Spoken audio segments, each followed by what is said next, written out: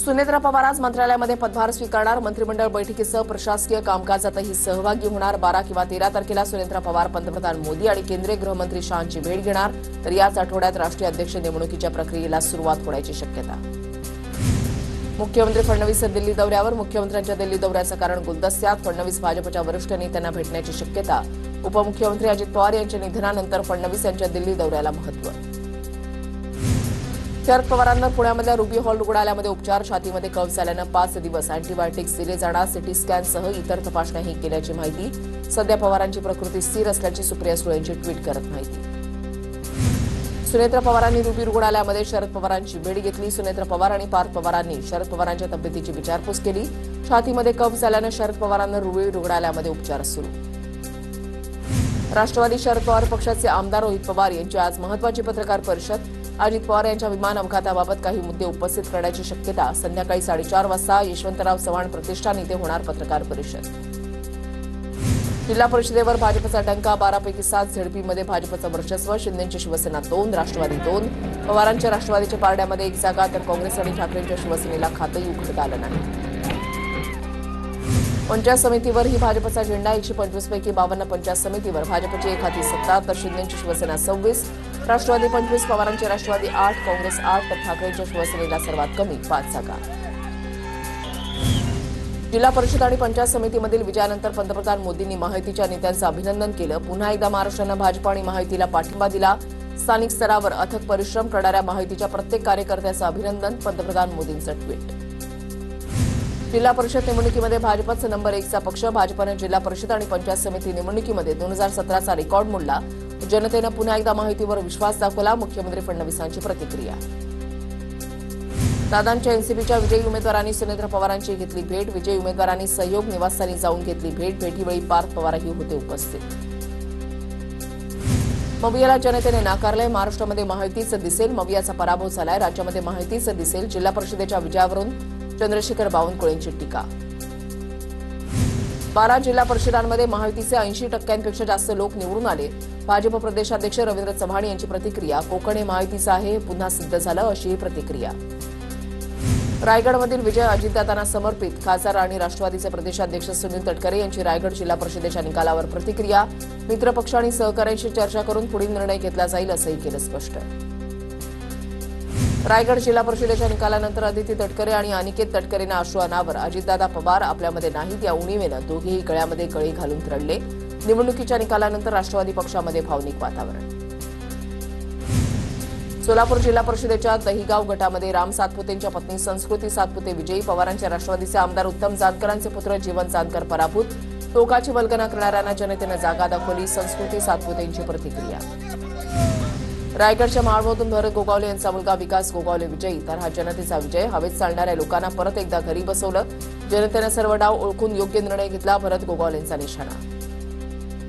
छत्रपती संभाजीनगरमधल्या पाचोड गटातून खासदार संदीपान भुमरेंचे पुतणे विजयी। अजित पवारांच्या राष्ट्रवादीच्या विलास शेळकेंचा केला पराभव।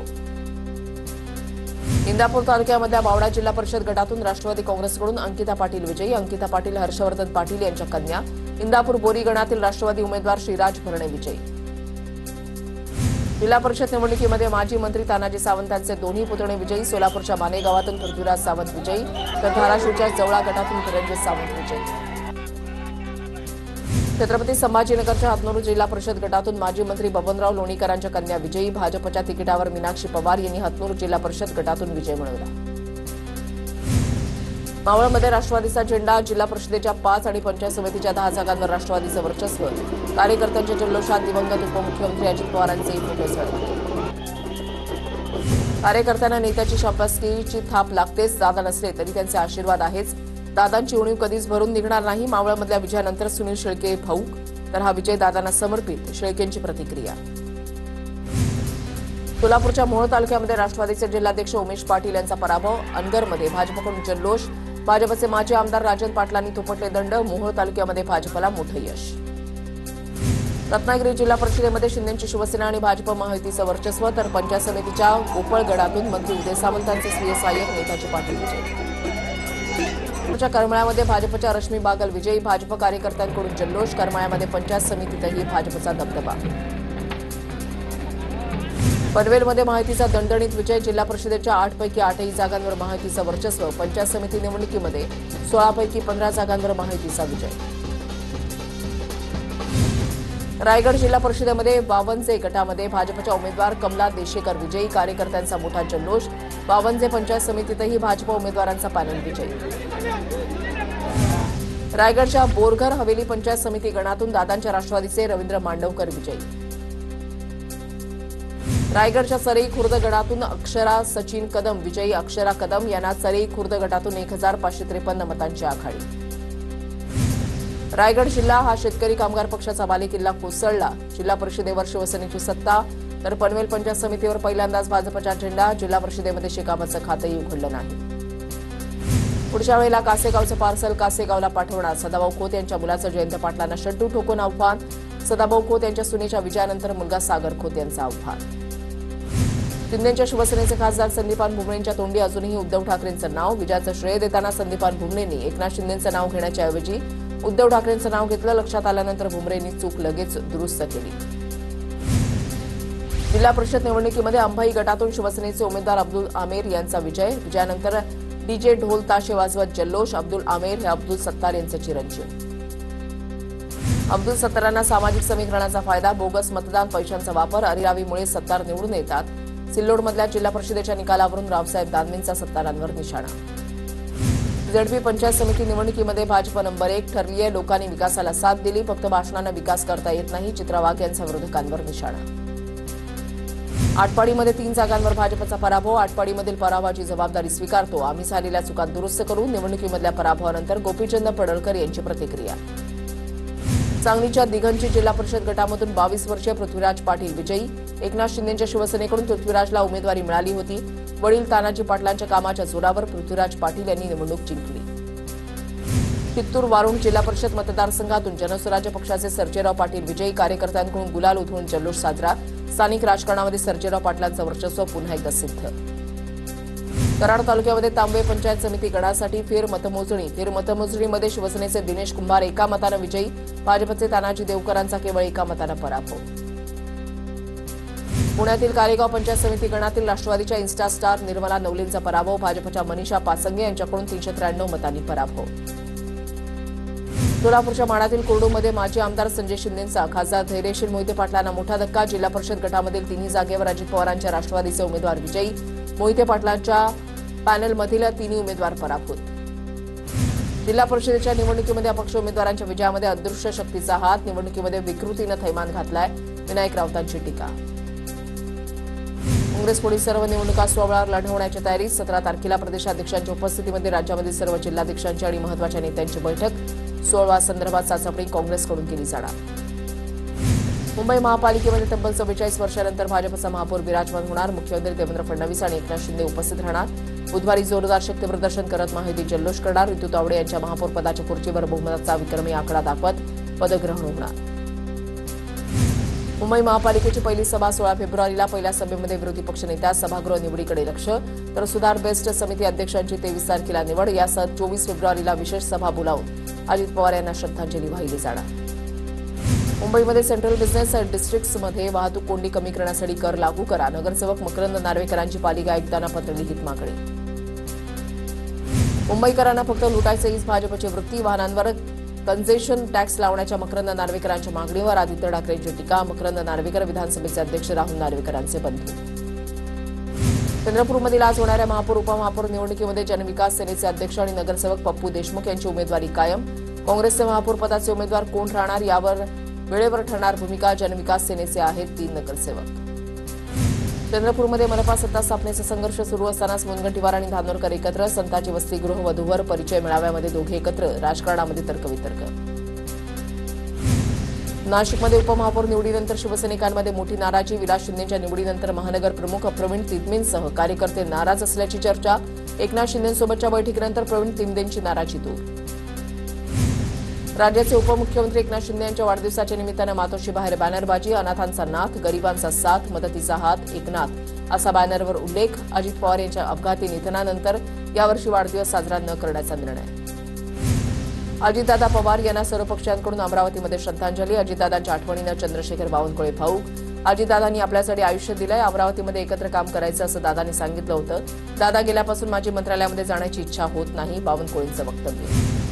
अजितदादांना अमरावतीकरांनी वाहिली श्रद्धांजली. सर्वपक्षीय नेत्यांकडून अजितदादांना श्रद्धांजली वाहण्यात आली. अजितदादांबद्दल बोलताना आमदार संजय खोडके भाऊक. खोडकेंचा अपघात झाला तेव्हा अजितदादांनी विचारपूस केली होती. हा प्रसंग सांगताना संजय खोडके भाऊक झाले. आमदार कालिदास कोळंबकर आणि आमदार दीपक केसरकरांनी भराडी मातेचं दर्शन घेतलं. दरवर्षी न चुकता भराडी देवीचं दर्शन घेतो.